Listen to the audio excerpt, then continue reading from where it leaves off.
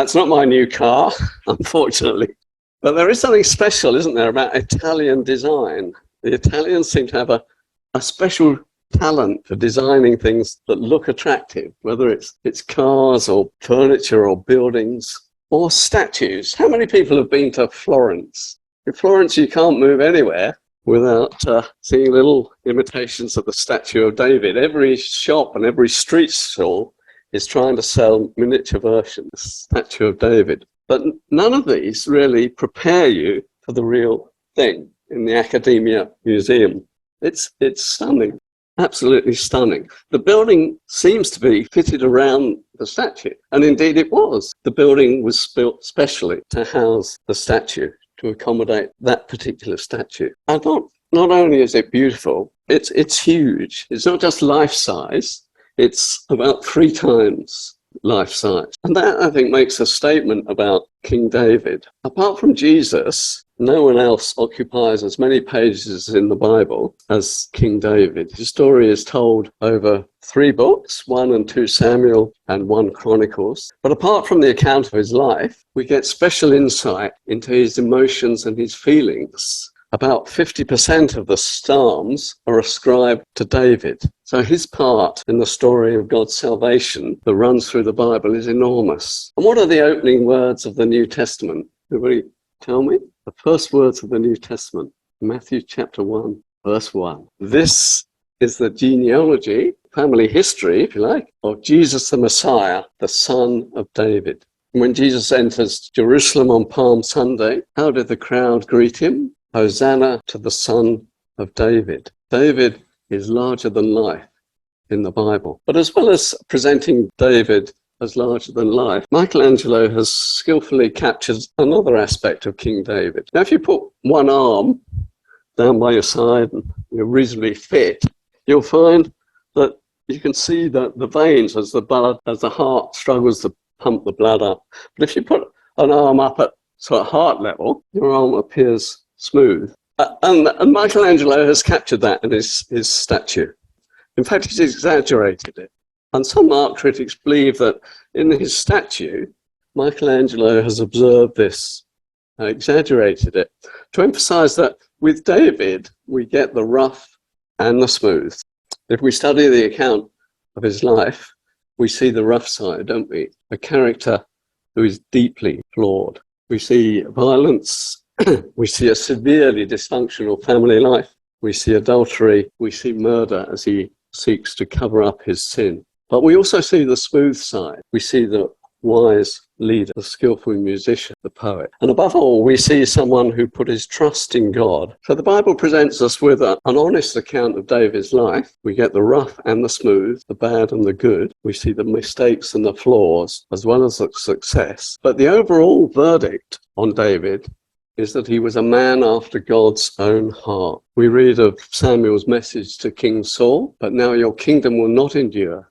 The Lord has sought out a man after his own heart and appointed him ruler of his people, because you have not kept the Lord's command. And 1,000 years after that, the Apostle Paul picks up that same phrase when addressing the people of Antioch. So we read in Acts chapter 13, standing up, Paul motioned with his hands and said, fellow Israelites and you Gentiles who worship God, listen to me. After removing Saul, he made David their king. God testified concerning him, I have found David, son of Jesse, a man after my own heart.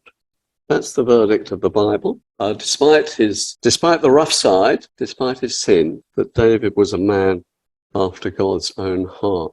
The first time Val and I visited Smyrna home, I was asked to organise a daily Bible study for the group. And we chose to study the life of David from the angle of what he teaches us about leadership. And we had a great time. We did 16 studies of a fascinating character, probably spending an hour or so on each study. Well, this morning, we don't have 16 hours. So I want to focus just on one event in the life of David. We're concluding this morning, aren't we, a study of the people of faith in the book of Hebrews.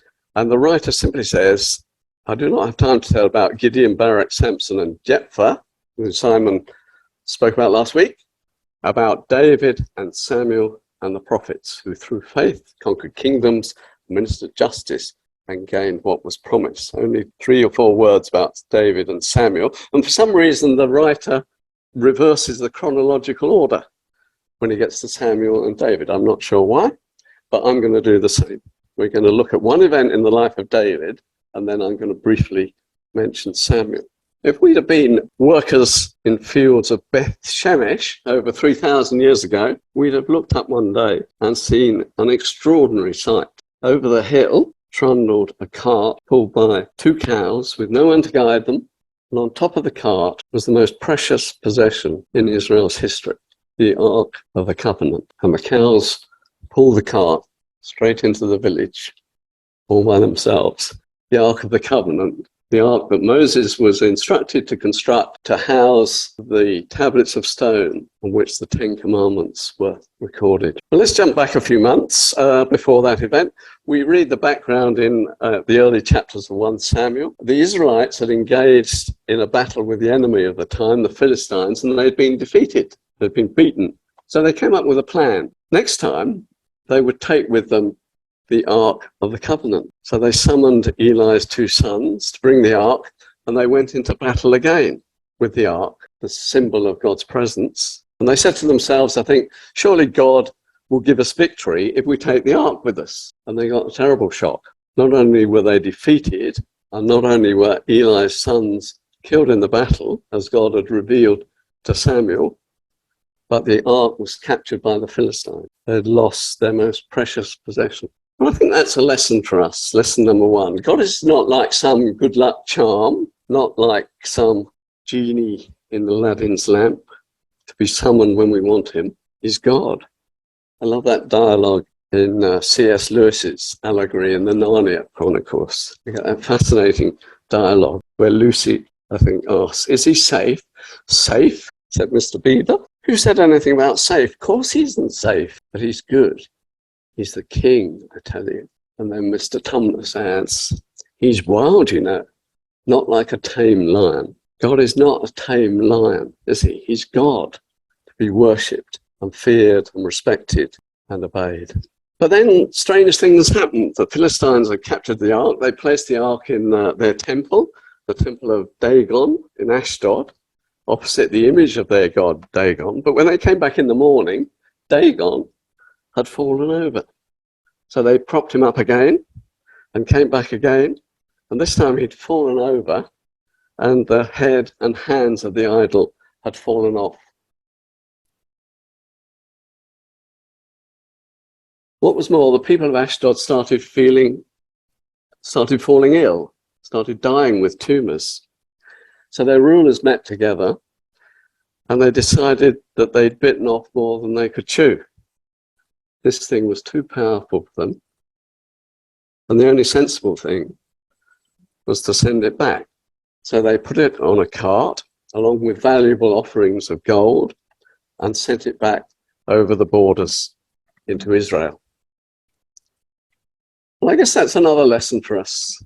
God often chooses, doesn't he, to use flawed human beings to do his work. People like you and me, like David, like all the other people of faith who we've thought about over the last few weeks. But he doesn't need to. He's more than capable of acting on his own.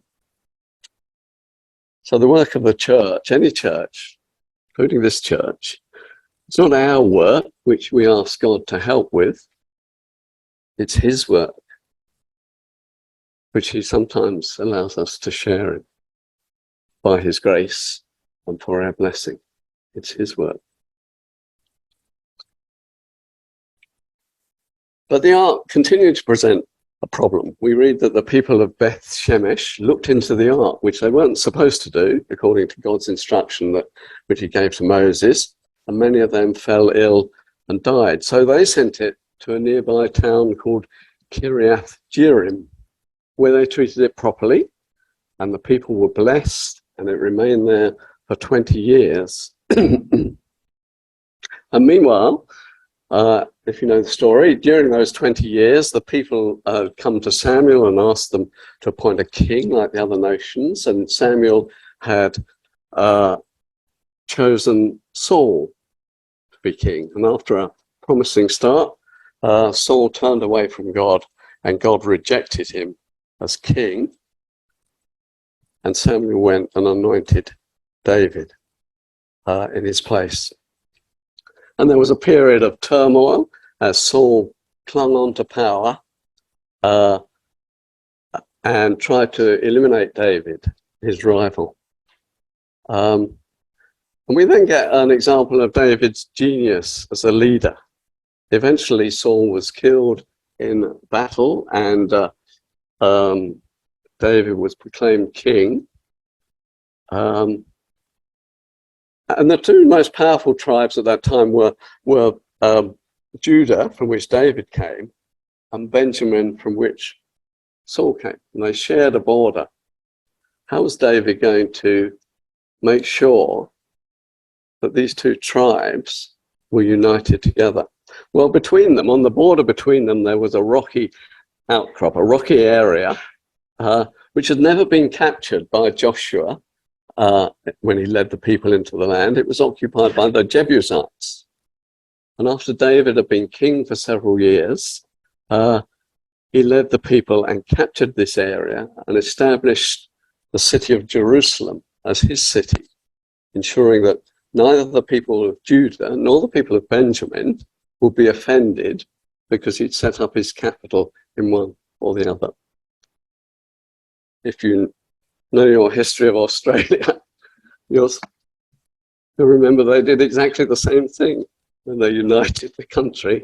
Both Sydney and Melbourne were vying to be the capital, and they decided to build a new city, Canberra, midway between the two, so that neither was offended, following the wisdom of David 3,000 years earlier. So that's a quick flash through part of Israel's history. And after David had established himself in Jerusalem, he reasoned that it was time to bring the ark, the symbol of God's presence, from this town, Kiriath Jearim, and establish it in Jerusalem. So we read in 2 Samuel chapter 6. David again brought together all the able young men of Israel, 30,000. He and all his men went to Baalah, that's another name for Kiriath Jearim, in Judah, to bring up from there the ark of God, which is called by the name of the Lord Almighty, who is enthroned between the cherubim on the ark. They set the ark of God on a new cart and brought it from the house of Abinadab, which was on the hill. Uzzah and Ahio, sons of Abinadab, were guiding the new cart with the ark of God on it. And Ahio was walking in front of it. David and all Israel were celebrating with all their might before the Lord, with castanets, harps, lyres, timbrels, sistrums, and cymbals. It must have been great, mustn't it? Fantastic procession, huge number of people, great band, fantastic celebration. But then, if you know the story, disaster struck. So in the next verse we read, when they came to the threshing floor of Nacon, Uzzah reached out his hand and took hold of the ark of God because the oxen stumbled. The Lord's anger burned against Uzzah because of his irreverent act. Therefore God struck him down, and he died there beside the ark of God. Surely that's one of the most gobsmacking moments in the whole of the Bible, isn't it? Because God doesn't normally strike people down. He normally allows people to suffer the consequences of their sin rather than stop them in their tracks. And we might say, well, that's not fair. God allows people to get away with all sorts of things. He allows a Hitler or a Pol Pot or a Putin to get away with murder, literally. But poor Uzzah, just trying to be helpful, is struck down. But who are we to judge God? We don't know what was going on in Uzzah's thoughts and feelings. Neither do we know what God's final judgment will be on Uzzah. We may well find him in heaven. But it is a reminder to us, I think, that God is God. And the reason that he doesn't strike us down when we're irreverent is not because he can't, but because of his love, his mercy. So it's a chastening reminder on us. And the effect on David was devastating. We read in the next verse that then David was angry because the Lord's wrath had broken out against Uzzah. To this day, that place is called Perez Uzzah. David was angry. It's okay to be angry with God. David was angry. In fact, I believe that God will prefer us to be angry than to be apathetic. When we were looking at the life of Jonah a few weeks ago, we read that he became angry with God. And there's a nice poem in the book of Jonah poems that we didn't read at the time. But it's this. At least Jonah talked back to God. Often I do not even do that. That's challenging, isn't it? It's okay to be angry with God, provided that we don't just bottle up that anger, keep it to ourselves. We don't just remain angry, provided that we try and sort it out with God. And provided that we remember that God is God and we're not God. His thoughts are higher than ours. His ways are higher than ours. So David was angry, but he wasn't only angry, he was afraid. David was afraid of the Lord that day. David was afraid if God struck down Uzzah, who was just guiding the cart, what might he do to David, who was organizing the whole parade? David was afraid of the Lord that day and said, how can the ark of the Lord ever come to me? He was not willing to take the ark of the Lord to be with him in the city of David. So David parked the ark in a nearby house and went back to the drawing board. And we don't know what exactly passed through David's thoughts in the 3 months it was there, but he must have wrestled with his fear of God and considered, was it right, his desire to bring the ark into his capital city, Jerusalem?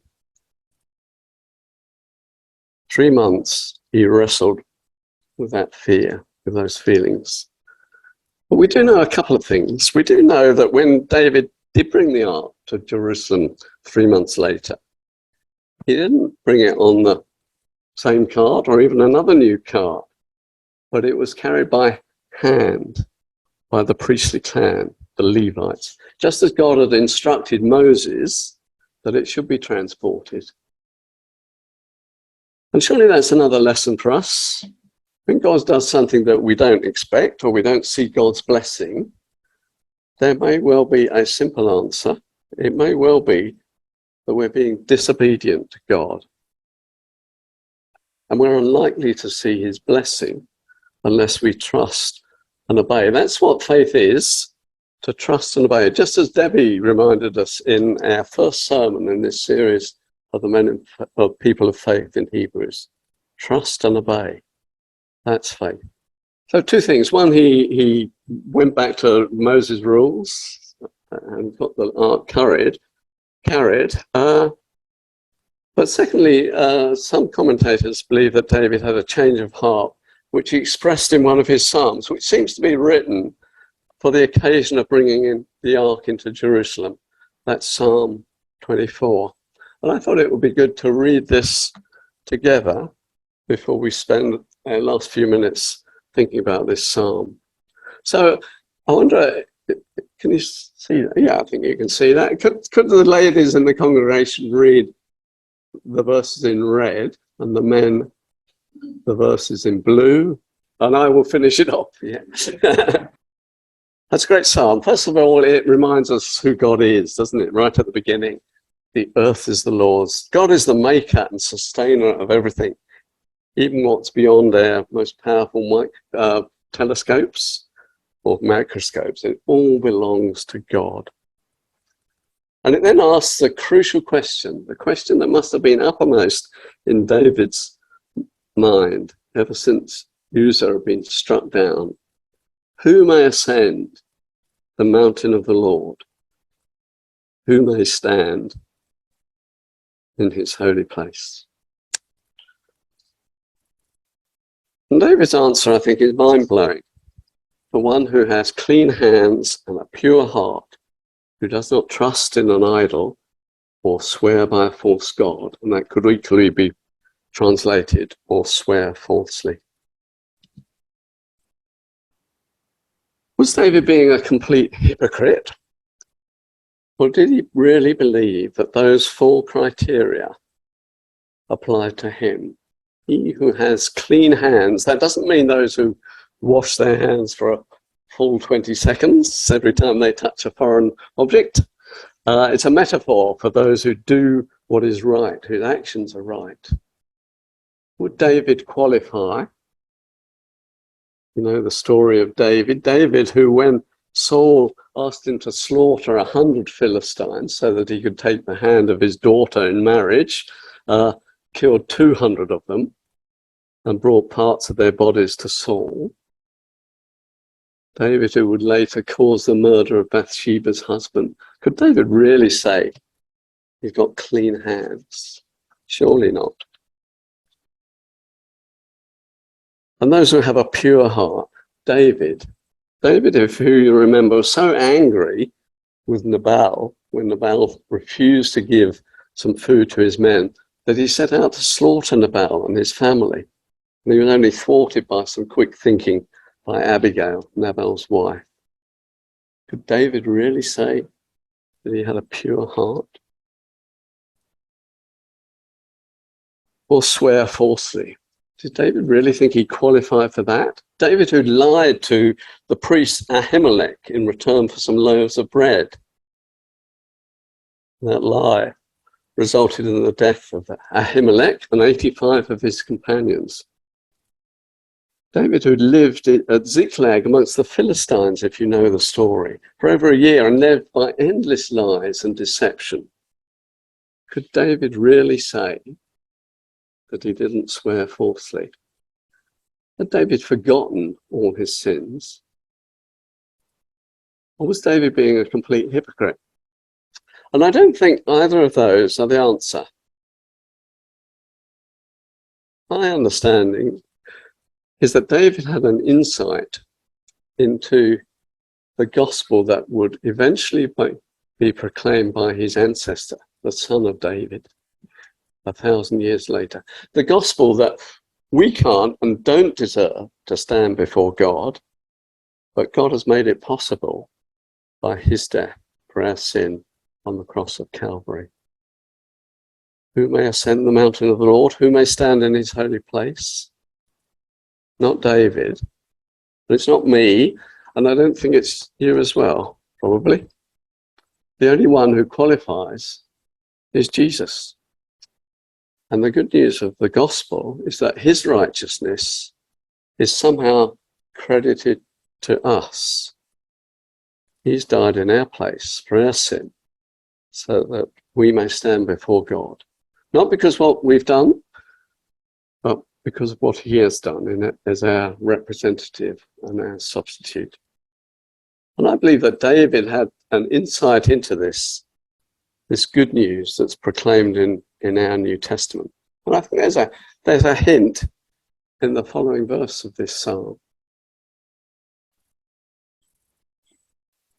Such is the generation of those who seek him, who seek your face, God of Jacob. Our part is to seek him and to put our trust in him and to follow his way in our lives, to obey him. Yes, of course, we should aim for perfection. And of course, by his Spirit in our lives, he does transform us slowly. But the good news is that we don't have to achieve perfection in our deeds or words or thoughts in order to stand in God's holy place. That's great news, isn't it? Because none of us would qualify, not even King David. So as we close, let's jump quickly back to Samuel, because the story of David, the story of the great king of Israel, starts with the story of Samuel, doesn't it? Samuel, who had the faith and the courage to anoint David as king, in the sure knowledge that if Saul found out, then it would have been the end of Samuel. He'd have killed him. And the story of Samuel starts with that simple response of faith to God's calling that we read earlier, that Sheila read to us, of the small boy responding to God's call and simply saying, "Speak, for your servant is listening." And I think that's the same with all these great people of faith that we've been thinking about over the last few weeks. They listened to God's voice and they trusted and obeyed. And it's the same with us today, isn't it? The start of our journey with faith is listening to God's voice and trusting and obeying. And it's more likely that instead of a voice calling in the night that we can hear, God's word will come to us through the words of his appointed prophets and apostles, which he has provided for us through his scripture. And we need to read it and listen to it and try and understand it and to stand under it to hear God's voice speaking to us. But faith doesn't happen just once at the beginning of our walk with him, does it? Faith is a journey of trusting and obeying God along the way. We've noticed, haven't we, as we've looked at the comments on the lives of Abraham and Moses in Hebrews chapter 11, that this little phrase, by faith, occurs not just once, but at intervals through their lives. And I believe that's the same applies to us. God wants us to trust him every day as we make choices and decisions, the big ones and the small ones, to trust him and obey him, to say to him, "Here I am, what is your way in this situation or in this relationship?" And then to follow God's way, rather than our own way.